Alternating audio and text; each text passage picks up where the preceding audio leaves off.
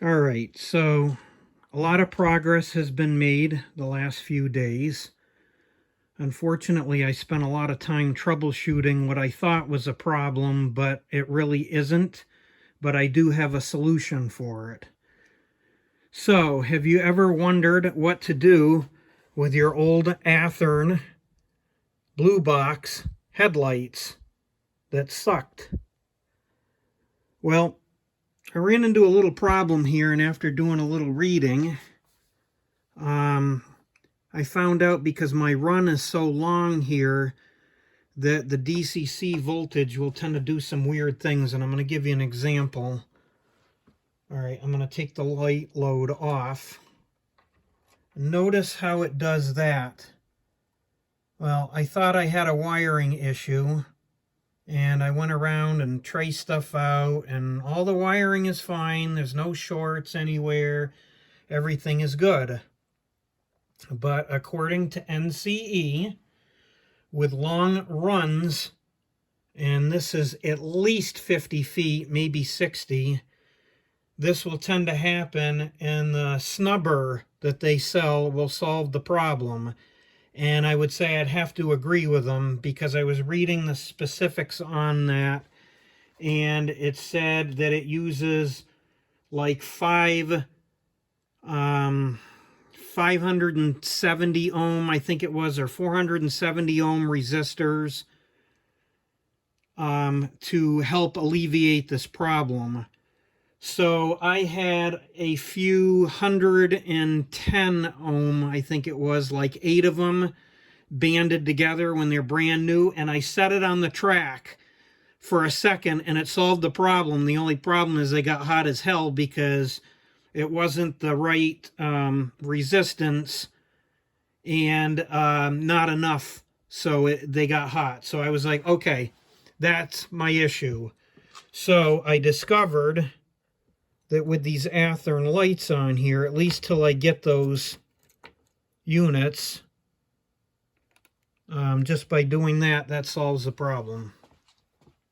So that's what I need, those NCE snubbers, and I'll put a link in the description so you can see what I'm talking about, in case anyone out there has had weird things going on, or weird voltage spikes, as they call it. I don't know how it's doing that, because even on one booster with the other one completely disconnected, the voltage would go up like that. So that's kind of weird. It must be something with the AC gets out of sync or something. I don't know. I can't explain it, but that's the solution to the problem, is you need the snubber. So like I said, it said in long runs you need it, and to put it at the furthest point on the run, which this bridge actually is.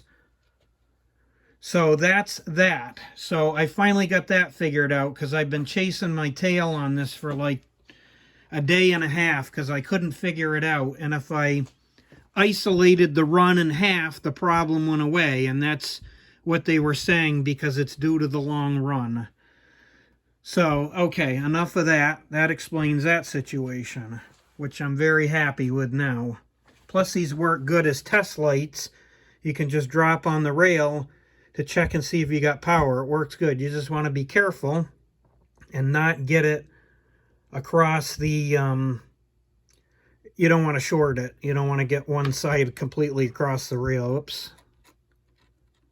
So, yeah. But anyway, that's a good use for your old Athearn blue box headlights. I love it. Okay, so enough of that. So the next accomplishment was, if you noticed before, I had these wires Mickey Moused on here, and it was sharing one booster on this side. So now we have both power boosters. I can quickly disconnect this and move the bridge out of the way. So I love it.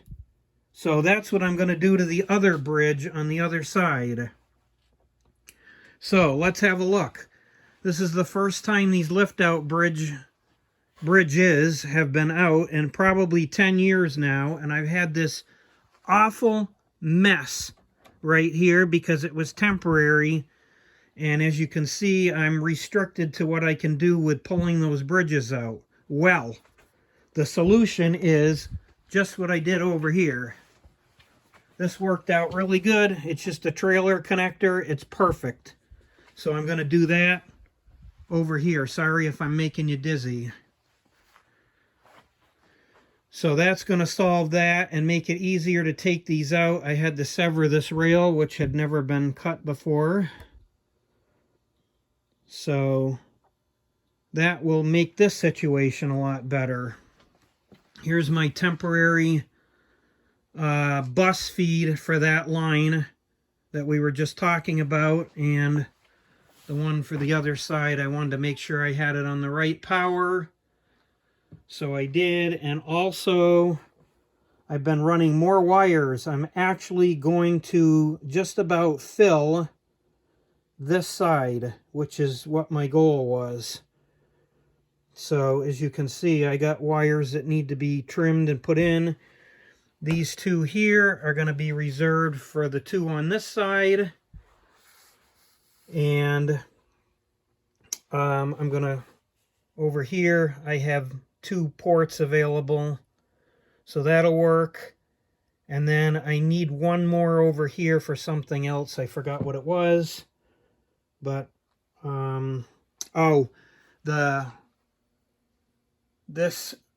these 2 front tracks right here in the picture, I need to put an insulator right there because that block is too long. It goes from the lift out bridge over there all the way up to Summit Interlocking. So I'm going to split it in half about right there. Sorry if I'm making everybody dizzy here.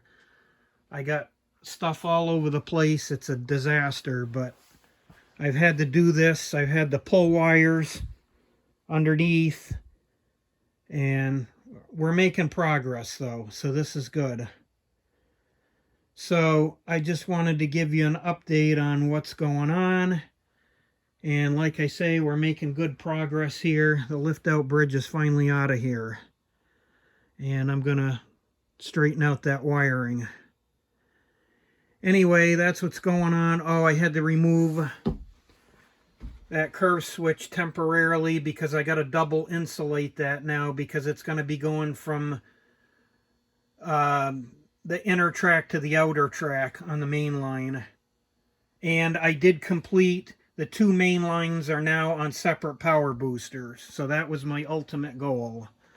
So, like I say, things are happening, it's just slow. So, anyway, thanks for looking.